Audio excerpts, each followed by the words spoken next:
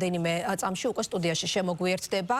გახარია საქართველოსთვის წევრი ზვია ძიძიგური, მასთანაც ბუნებრივია საუბარს განვაგრძობთ 31 მარტს გამართული აქციით და იმ სამოქმედო გეგმითა და სტრატეგიით, რომელიც შესთავაზა იქ მყოფებს სალომე ზურაბიშვილმა. ზვია ძიძიგური უკვე სტუდიაში, მოგესალმებით ბატონ ზვიად, მადლობა გადაცემაში სტუმრობისთვის. მოგესალმებით, მივესალმებით ტელემაყურებლებს. იყო თუ არა თქვენი პარტია წარმოდგენილი ორშაბათს აქციაზე? კი.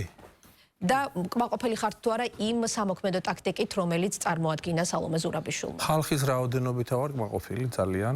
რაც შეეხება ტაქტიკას, რაც შეეხება ერთიანობას, რაც შეეხება იმ საკითხებს, რომელიც არის ძალიან მნიშვნელოვანი იმისათვის, რომ პროტესტი იყოს უფრო ორგანიზებული, ეს კიდევ სამუშაოა, კიდევ დასახვეწია, მოდი ვთქვათ ესეთი, რომ ძირითადად პროტესტი, რომელიც რუსთაველზე მიმდინარეობს, დაიწყო 28 ნოემბერს კობახიძის ცნობილი განცხადების შემდეგ.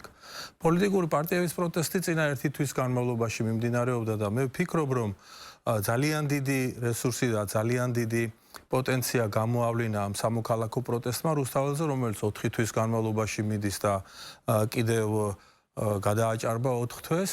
ვფიქრობ, რომ ის ადამიანები, რომლებიც დღეს ციხეში ზიან საპროტესტო აქციებში მონაწილეობის გამო, ის ადამიანები არიან პოლიტიკური პატიმრები და აქ თქვენი ეთერიდან თანადგომა მინდა მათ გამოუცხადო და მხარდაჭერა ყველას და მიმაჩნია, რომ მათი როლი არის ძალიან მნიშვნელოვანი, რომ ჩვენმა დასავლელმა კოლეგებმა, ამერიკელმა პარტნიორებმა და ასე შემდეგ ხელისუფლება ძალიან მკაცრი შენიშვნები მიცეს და ახლაც გრძელდება ეს პროცესი და არ აღიარეს ფაქტიურად ის არჩევნები, რომელი არჩევნებიც ჩატარდა 26 ოქტომბერს, მაგრამ პოლიტიკურ პარტიებსაც აქვთ რესურსი. ეს რესურსი არის რამდენიმე ასეული ათასი ადამიანი თვითონ საარჩევნო კომისიის მონაცემებითაც კი, ოფიციოზის მიერ დადასტურებული მონაცემებითაც კი 850,000-მა საპროტესტო ხმამ მოიყარა თავი ოპოზიციის მხარეს. ამიტომ ეს პროტესტები არის დასაორგანიზებელი და ის, რომ ეხლა 31 ოქტომბერს ეს არ იყო სრულყოფილი, იყო რაღაც წინააღმდეგობები და რაღაცა, ეს გასაგებია, იმიტომ რომ თქვენ კონკრეტულად რა არ მოგეწონათ, მაგალითად გამოსვლების შინაარსი, ფორმატი? მე რა არ მომეწონა, მაგაზე არ ვილაპარაკებ. მე გეტყვით ერთ პასაჟს მინდა შევეხო, რომელიც არის ძალიან მნიშვნელოვანი, უნდა გითხრათ. გითხარით, რომ პოლიტიკურ პარტიებს აქვთ ყავთ თავიანთი მხარდამჭერები. და საკმაოდ დიდი რაოდენობა არის, მაგრამ სამოქალაქო პროტესტი არის კიდევ თავისით დამოუკიდებელ პოლიტიკური პარტიების მიღმა დაიწყო ეს პროტესტი და ამ ორივე სეგმენტს ყავს ერთი გამაერთიანებელი პოლიტიკური პერსონა, ესაა ქალბატონი სალომე ზურაბიშვილი. მე მიმაჩნია, რომ ქალბატონი სალომეს ეს მნიშვნელოვანი რესურსი, რომ მას შეუძლია ერთი მხარისთვისაც მე პირობითად ვამბობ ამას, იყოს მისაღები პოლიტიკური ფიგურა, ეს არის რესურსი, ეს არის ოპოზიციური რესურსი, თუ გნებავთ საპროტესტო სეგმენტის რესურსი და მას უნდა გაუფრთხილდეთ. რაც შეეხება იმას, ახლა გაერთიანება მოხდება, ვერ მოხდება გაერთიანება ისეთი ფორმით, როგორი ფორმითაც მე მაგალითად მინახავს ეს გაერთიანებები. მაგალითად გვალი მაგი და თავისუფალი საქართველო. სანამ გაერთიანებაზე კითხავთ, ბატონო ზვიად, აქცენტები დაუწუნეს სალომე ზურაბიშვილს, მაგალითად პოლიტიკური ძალების ნაწილი ვეღარ ხედავს. იგივე ნაციონალური მოძრაობის წარმომადგენელი ყავდა სტუმრად, მასში თქვა და ლიდერის რესურსი, იმიტომ რომ არასაკმარისი იყო მათი აზრით ის აქცენტები და გზავნილები, რომლებიც გააჟღერა და ფიქრობენ, რომ ბევრ თემას არ შეეხო. სწორედ მაგას ვამბობთ, იმაზე მეც მოვითხოვთ და დავაკისრებთ ქალბატონ სალომე ზურაბიშვილს, ვიდრე არის ეს შესაძლებელი. ძალიან ბევრ საქმეს აკეთებს, ძალიან მნიშვნელოვან ფუნქციას ასრულებს და უნდა გაუფრთხილდეთ, რაც შეიძლება. რა არის მისი მთავარი ფუნქცია თქვენ? მისი მთავარი ფუნქცია გითხარით, რაც არის, ის არის მისაღები პოლიტიკური ფიგურა, როგორც იმ ადამიანებისთვის, რომელიც რუსთაველზე მართავენ ამდენი თვის განმავლობაში პროტესტს და ამავე დროს ოპოზიციური ელექტორატისთვისაც მისაღებელს უკმაყოფილო შეძახილები, რა ვიცი, ახლა ესეთი რამეები ხდება ხოლმე და მე ვფიქრობ, რომ აქედან არ უნდა ამოვიდეთ. ჩვენ უნდა ამოვიდეთ იქედან, რომ რა გვინდა, რას გვინდა მივაღწიოთ და ქვეყანაში როგორ გვინდა, რომ შევცვალოთ უკეთესობისკენ სიტუაცია. ამის რესურსი აქვს, როდესაც ქვეყნის ნახევარი ფაქტიურად არის საპროტესტო ელექტორატი, შეუძლებელია ეს პროტესტი სადმე წავიდეს. ამ პროტესტის დაორგანიზება როგორ უნდა მოხდეს, როგორ უნდა იყოს ეს მშვიდობიანად, როგორ უნდა იყოს ეს კანონის ფარგლებში და ასე შემდეგ, ეგ ცალკე თემაა და ამ თემებზე უნდა გაგრძელდეს. თქვენ პლატფორმაში ჩაერთვებით ამ წინააღმდეგობის ცენტრში, რომელიც ამ პლატფორმაში ჩართულები ვართ ჩვენ და კიდევ ერთხელ ვამბობთ, უბრალოდ ჩვენ კოორდინაციაში ვართ ჩართული და სწორედ ამას მოგახსენებდით, რომ ერთიანობა მაგალითად სააკაშვილის ხელისუფლების პირობებში, სააკაშვილის წინააღმდეგ 7 პარტია პარტია გავერთიანდით ფაქტიურად ასე ქვია, ანუ მაგიდის ირგვლივ ვიჯექით და გადაწყვეტილებას ასაც მივიღებდით 7-ისთვის სავალდებულო იყო ეს გაკეთება. ასეთი ტიპის გაერთიანება დღეს შეუძლებელია, ეს ვერ მოხერხდება, იმიტომ რომ სხვადასხვა პარტიები ვარ, სხვადასხვა ესე იგი შეხედულებებით, სხვადასხვა ბიოგრაფიებით თუ გნებავთ. ეხლა ნაციონალური მოძრაობა თქვენთვის მთავარი ხაზია. წინა საარჩევნო თამთა შეგახსენებთ, უბრალოდ გეტყვით, რომ მაშინ, როდესაც ოპოზიციურ პარტიები გეგმავდნენ რაღაც კოალიციური მთავრობის კონტურებზე ლაპარაკობდნენ, მაშინ პარტია გახარია საქართველოს ამბობდა, რომ ჩვენ მთავრობაში, სადაც ნაციონალური მოძრაობა იქნება, იქაც არ ვიქნებით, სადაც ოცნება იქნება, იქაც არ ვიქნებით. ესეთი პოზიცია ჰქონდა. ეს პოზიცია არ შეცვლილა დღესაც, მაგრამ координация სავსებით შესაძლებელია. координация განსაკუთრებით პოლიტპატიმრების საკითხში. საკმარისად არ მიიჩნევს პოლიტიკოსების ნაწილი, მათ შორის ნაციონალური მოძრაობა. მიმაჩნია, რომ координациასაც ძალიან დიდი მნიშვნელობა და ძალიან დიდი როლის თამაში შეუძლია, მაგრამ რეალობა, პოლიტიკური რეალობა არის დღევანდელი დღის ესეთი, როგორი რეალობაცაა, იქიდან უნდა ამოხვიდე. გაერთიანება, ისეთი გაერთიანება, როგორცაც ახლა მე მოგახსენეთ ისტორიული პატარა მაგალითი, ასეთ ტიპის გაერთიანება დღეს ვერ შედგება და ეს კარგად იცის ყველა, ვინც არის იმ პლატფორმაში და ქალბატონი სალომე ზურაბიშვილის ირგვლივ. ერთ-ერთი მთავარი თემა, ანუ თქვენ გაკისრებენ ერთ-ერთ მთავარ პასუხისმგებლობას, რომ თქვა და ერთობის ვერ შექმნაზე, მაგრამ ასევე ერთ-ერთი მთავარი პრეტენზია არის თქვა არაცხადი, არამკაფე ოპოზიციები თვითმმართველობის არჩევნებთან დაკავშირებით. აპირებს თუ არა გახარიას პარტია თვითმმართველობის არჩევნებში მონაწილეობას? ძალიან ცხადი პოზიცია გვაქვს. ჯერ ადრეა ამ თემაზე ლაპარაკი. მაგრამ ეს განცხადება არ გამორიცხავს, ესე იგი, რა თქმა უნდა, არ გამორიცხავს. ჯერ ადრეა ამ თემაზე ლაპარაკი. ეს თემა არის ხელისუფლების მიერ შემოგდებული თემა, რომ რაღაცა 6 თვეა დარჩენილი, 6 თვეა დარჩენილი, 6 თვე საკმაოდ დიდი დროა, უნდა გითხრათ, ასეთ დინამიურ პერიოდში. ეს არის საკმაოდ ცხადი პოზიცია. რაც შეეხება პოზიციას, გაცილებით უფრო ცხადი პოზიცია დააფიქსირა ხელისუფლებამ. მისმა ერთ-ერთმა სპიკერმა თქვა, რომ უკვე იმდენი ესე იგი მასალა გვაქვს ხელთო, რომ სავსებით შემიძლია გითხრათო, რომ ეს პარტიები არათუ არ მიიღებენ, ვერ მიიღებენ მონაწილეობას ადგილობრივი თვითმმართველობის არჩევნებში. ანუ იცინი ემზადებიან, რომ ოპოზიციური პარტიები საერთოდ გააუქმონ. ამიტომ როცა ვლაპარაკობთ იმაზე, რომ ადგილობრივი თვითმმართველობის არჩევნებში ღებულობთ მონაწილეობას არ ღებულობთ, გეუბნება დღევანდელი დე-ფაქტო ხელისუფლება გაუქმებთ საერთოდ, ხო? როცა საერთოდ გაუქმებენ, მაშინ კიდე ბევრი ფაქტორია ძალიან და ამიტომ ვამბობთ, რომ ადრეა ჯერ ამ თემებზე ლაპარაკი და არ არის აუცილებელი. მემკვიდრეების თქვა დაკრძალვაში თქვენ ამ განცხადების ერთ-ერთ ადრესატად თქვენი პოლიტიკური ძალაც მიიჩნევთ. რა თქმა უნდა, მევიჩნიეთ, იმიტომ რომ ჯერ ის რომ არეალი გაზარდეს, ახლა მაგ კომისიის საქმიანობის 2012 წლამდე იყო და დღევანდელ დღემდე როცა ჩართეს, ბუნებრივია გახარიაზე არის პირდაპირ ესე იგი სწორება და ამას ახლა გულუბრყვილოები არც ერთი არა ვარ და ვხედავთ ამას ძალიან კარგად.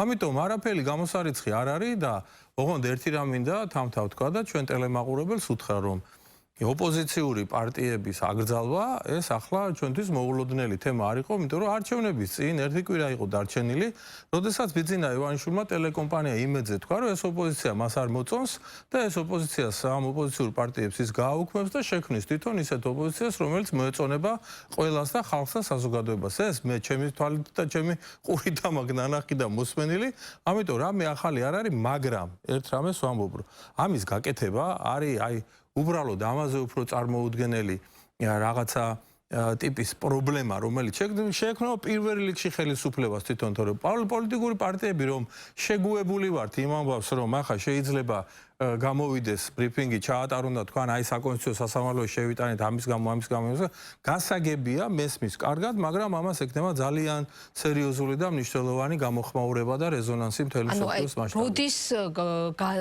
გამოაცხადებს ამ თქვათ გადაწყვეტილებას მონაწილეობა არ მონაწილეობასთან დაკავშირებით თვითმმართველობის არჩევნებში? დიდი დრო ალბათ არ დაჭირდება, შესაძლებელია ერთი თვე დაჭირდეს, შეიძლება ორი თვე, არ ვიცი, ზუსტად ვერ გეტყვით, მაგრამ ერთ თვეში შეიძლება აგუგრძალონ საერთოდ და ეს ნებათაღელვა მიიღებ მონაწილეობას თუ არ მიიღებ, იყოს სრულიად ზედმეტი. ამიტომ ვფიქრობ, რომ ამ თემებზე და თანაც ერთ რამეს ვიტყვი რა, მე ერთი რამ მასწავლა ცხოვრებამ და ვცდილობ, რომ კატეგორიული ვიყო მარტო ჩემს საკუთარ თავთან.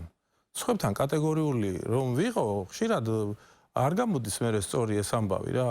ყველას მე მინდა უბრალოდ ჩემი გამოცდილებიდან გამომდინარე ურჩიო, რომ აი ვინ რა უნდა გააკეთოს იმის გაკეთების ნაცვლად, ყველამ იმაზე იფიქროს, მას რისი გაკეთება შეუძლია მაქსიმალური და ჩადოს მაქსიმალური. აი გამორიცხვა, თქვა პოლიტიკური ძალების ნაწილი გამორიცხავს და საერთოდ არ უშვებს ამ თემის განხილვასაც კი. ეს შეცდომად მიგანიშნიათ. არა, მიმაჩნია, ყველას აქვს თავისი პოზიციის არსებობის უფლება, ჩვენც გვაქვს ჩვენი პოზიციის ქონის უფლება და ეს არის ჩვენი. დაახლოებით რა ეტაპზეა ეს პოზიცია აი ახლა ფორმირებული?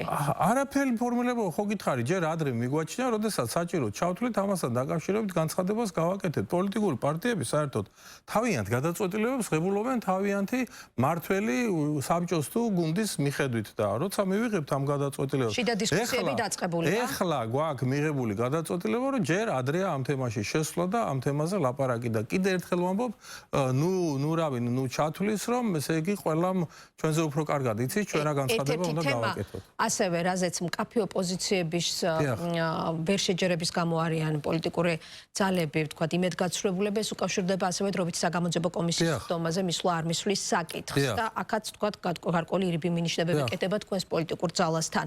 თუ მაგალითად დაიბარებენ თქვენი პოლიტიკური ძალის ლიდერს ან სხვა წარმომადგენლებს კომისიის ხდომებში. ჩვენ ახლა თამთა შევუერთდით იმ პლატფორმას, რომელიც ამბობს, რომ არ უნდა მივიდნენ პარტიები ამ გამოკითხვაზე, მაგრამ მე ჩემი აზრი მაქვს, ახლა 35 წელია მეტი მე მგონი ვარ პოლიტიკურ ცხოვრებაში და ძალიან ბევრი მაგალითი მახსოვს, რომ პოლიტიკური ბერკეტების გამოყენებაზე უარი არ უნდა თქვა, თუ ეს შენთვის მომგებიანი იქნება.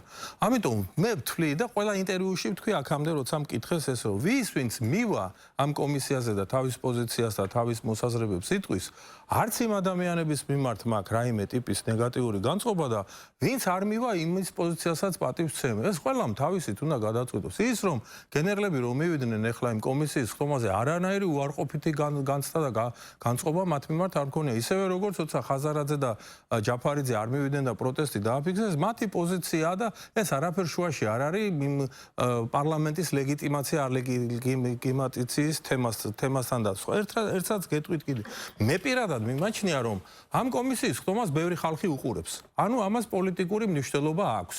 თუ პოლიტიკური მნიშვნელობა აქვს რამეს და პოლიტიკოსი ეცდება, რომ ეს დავუშვათ თავის სასარგებლოდ გამოიყოს, მე მიმაჩნია, რომ ეს საგამოძიებო კომისია არის პოლიტიკური ოპონენტების დევნისთვის შექმნილი. ასე მიმაჩნია. ხო, მაგრამ იქ ვისმენ ძიმე ისტორიებს და წინა ხელისუფლების დაზარალებული მოქალაქეების. კი, ვისმენ და ვინც არის დაზარალებული კონკრეტული ადამიანები, მე სული შემძვრელი რაღაც ისტორიებიც მოვისმინე, მივესალმები თუ ეს კომისია კონკრეტულ დამნაშავეს იქ იპოვის, ვინც იყო იმაში და იმ ანუ რეაგირებას ამ ფაქტებზე თქვენ მიესალმებით.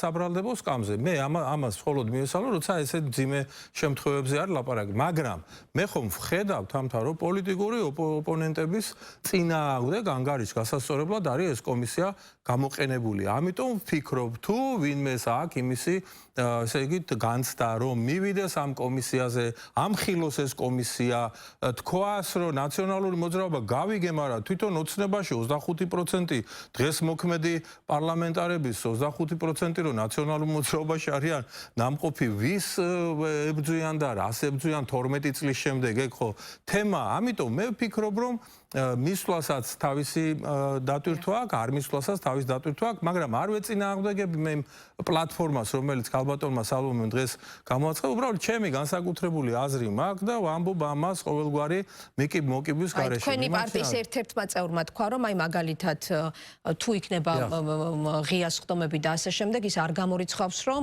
თქვა აი პარტიის წარმომადგენლები მივიდნენ. რა თქმა უნდა, მე კიდე ერთხელ ვამბობ რა, ამაში არაფერს არ ვხედავ, ისეც. მე გეტყვით ერთ მაგალითი შემიძლია მოგიყვანოთ. მე 1988 წელს ნანახი მაქვს, ზვიად გამსახურდიამ, როგორ უჩივლა გაზეთ კომუნისტის რედაქციას საბჭოთა სასამართლოში. კარგად იცოდა ზვიად გამსახურდიამ, რომ ვერაითარ სამართლებრივი შედეგი მისი სასარგებლო ვერ დადგებოდა და გაზეთ კომუნისტი იყო, ახლა რუპორი იყო კომუნისტური პარტიის და საბჭოთა კავშირის მთავარი დასაყრდენი პრავდა და კომუნისტი და ესეთი ორგანოები იყო. მაგრამ ის ადამიანი იყენებდა პოლიტიკურ ესე იგი ტრიბუნას, პოლიტიკურ ბერკეტს, იმიტომ რომ პოლიტიკოსი იყო და ის პოლიტიკოსები, ვინც მოახერხებენ, რომ გამოიყენონ ეს ბერკეტი, არაფერი მე მიმაჩნია, რომ ამაში დასაძრახი არ არის. და ლეგიტიმაცია, არ ლეგიტიმაციის საკითხს ეს არ უკავშირდება ჩემი აზრით. მაგრამ კიდე აქვე ვადასტურებ ის ადამიანები, რომლებიც არ მიდიან და პროტესტს აფიქსირებენ და რასაც ამბობენ ამ კომისიის მიმართ არის ყველაფერი ობიექტური, რომ ეს არ არის რაიმე სიმართლის დასადგენა. პოლიტიკური პროცესის ბერკეტად განიხილება და ბერკეტი არის, თქვათ, საპარლამენტო მანდატები და ტრიბუნაც, ხომ? გამორიცხავთ, რომ თქვენ, თქვათ, მაისამდე არის ხომ ჯერ ისევ ვადა. კი, გამორიცხავთ. იმიტომ რომ ამაზე უკვე ნათქვამი გვაქვს და არ შევდივართ ამ პარლამენტში, არ ვაძლევთ ლეგიტიმაციას, რაც შეეხება იმას, რომ სიები რატო არ ჩავხსენით ეხლა და პარტიულ დაფინანსებაზე უარი რატო არ ვთქვით, იმიტომ რომ ამით არსებობს ეს პარტია და არ გვინდა რომ გაქრეს. კარგი პარტია, ძალიან კარგი ადამიანები არიან. სხვათა შორის უნდა გითხრათ, რომ 80%, 90% ქართულ ოცნებაში ნამყოფი ხალხია, ესენი ყველანი ვინც არიან ამ პარტიაში და უნდა მოახერხოს ხელისუფლება მე ეს რომ ესეთი კვალიფიციური, კარგი და ყოჩაღი ადამიანები ოპოზიციაში გადაბარგდნენ ესე მასობრივად. ფიქრობ რომ ძალიან კარგი პარტიაა და ეკუთვნის რომ არსებობდეს პოლიტიკურ სივრცეში. და ბოლოს ბატონო ზვიად თქვენის დემარხვით მე ერთ თემას მინდა რომ შევეხო და ერთ წუთს თუ მომცემ შევეხები. მე გეტყვით რომ არაღიარების პოლიტიკა არის ჩვენი ქვეყნის სუვერენიტეტის და ტერიტორიული მთლიანობის ერთ-ერთი მთავარი ქვაკუთხედი დღეს. ეს არაღიარების პოლიტიკა ამერიკის შეერთებულმა შტატებმა და ევროპის წამყვანმა სახელმწიფოებმა შეიმუშავეს საქართველოსთან მიმართებაში და ისეთ დონეზე შეიმუშავეს, რომ ამერიკის შეერთებული შტატების საგარეო სამინისტრო ურეკავდა კიდეც იმ სახელმწიფოებს, ვინც პოტენციურად შეიძლება ეღიარებინა აფხაზეთისა და სოხუმისა და ცხინვალის დამოუკიდებლობა და ემუქრებოდა სანქციებით და კანონიც კი აქვს ამაზე მიღებული. იმდენად იყო მხარდაჭერა, მაგრამ არაღიარების პოლიტიკის ძირში დევს და საფუძველში დევს ის, რომ ეს იყო აგრესია რუსეთის მხრიდან და საქართველო არის უდანაშაულო ამ ამბავში. ახლა რაც მიმდინარეობს ღია ეთერში და რასაც ჩვენ ვხედავთ და როგორი გამოხმაურებაც აქვს რუსული პოლიტიკური წრეებიდან, როგორც აქვს სეპარატისტული, მაგალითად აგერ ცხინვალის ხელისუფლებიდან, ასე შემდეგ, ჩვენ არაღიარების პოლიტიკას სერიოზულად ვეთამაშებით საფრთხეს უქმნით და მიმაჩნია, რომ ეს არის ძალიან ფაქიზი თემა, ძალიან მნიშვნელოვანი თემა და დაანებონ ამ თემაზე ჩხიკნას თავი, თორემ აი მაშინ ნახეთ ჩვენ ტერიტორიული მთლიანობის და სუვერენიტეტის პრობლემა როგორ შეიძლება შეგვექცეს. და ბოლოს ბატონო ზვიად, მოკლედ პლატფორმა შექმნილი ახალი წინააღმდეგობის, თქვათ, პოლიტიკური აქტორების ნაწილს არ მოსწონს ეს გეგმა, თუმცა კოორდინაციას განაგრძობს ყოფილ პრეზიდენტთან. როგორ გესახებათ ოპოზიციის როლი მიმდინარე საპროტესტო აქციების ფონზე იმისთვის, რომ ის მოთხოვნები იყოს დაკმაყოფილებული, რაც დგას დღის წესრიგში? სწორედ აი ამ მიმართულებით არის ძალიან დიდი სამუშაო ჩასატარებელი და კიდევ ერთხელ ვამბობ, ჩვენ უნდა ვისწავლოთ რეალური პოლიტიკის კეთება.